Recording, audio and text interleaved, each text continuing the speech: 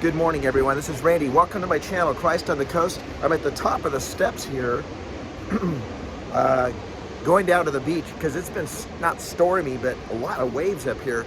Hey, the title of today's video is Being Lovingly Different. That's why I have my hat backwards, proving that I'm being different today. Hey, you know what? Christians, this is going to be for you today mostly. You know, the two greatest commandments that Jesus taught are love God and love others. And, you know, we have to, my pastor, Brett Martin, at my church last week had a great message. Wow, the seaweed is crazy here today. Whoa, this is a lot of seaweed. And he did a great message on Ephesians about being imitators of God.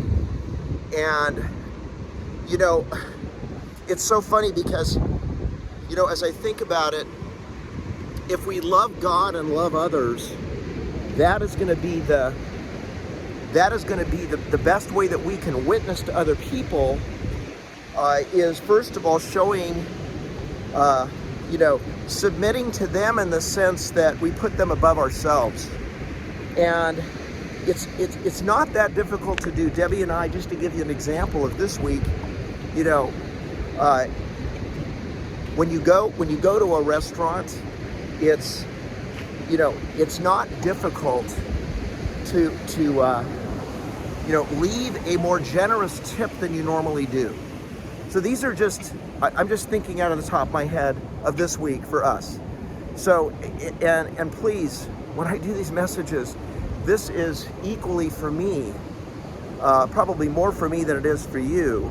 But I'm just kind of running through some of the things that we did this week. We went to an ice cream shop after we had breakfast in Pismo Beach. We went to an ice cream shop in San Luis Obispo just to kind of check it out. It's a new area, and we weren't really hungry for ice cream, but we just wanted to see what it was. It was ice cream that's made out of sheep milk and goat milk. And this young kid, college kid, we found out, she goes to Cuesta College.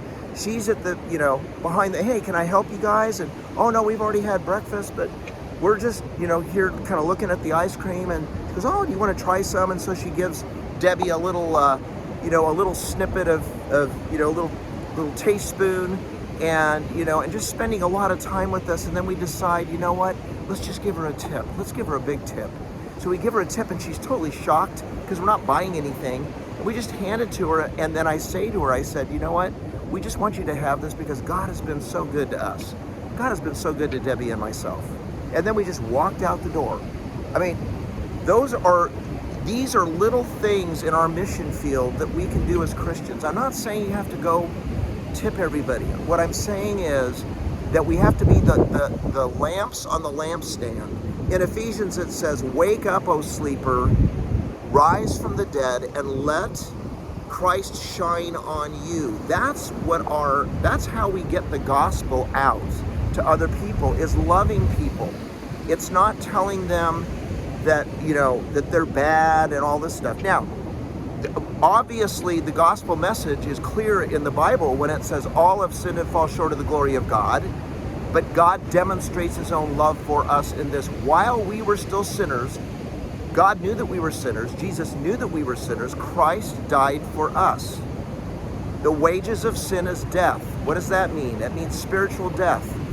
All of us are sinners. All have sinned and fall short of the glory of God. So all of us are destined for hell. And that's why Jesus came. He came to atone for the sin and take it upon himself, die for us, rise from the dead. And if we trust in him alone for our salvation, then we're saved. We go to heaven at the end of our lives. So the opposite word for love is not hate, it's selfishness. God is so loving that he knew that we could not save ourselves. So Christians, we are to be the aroma of Christ.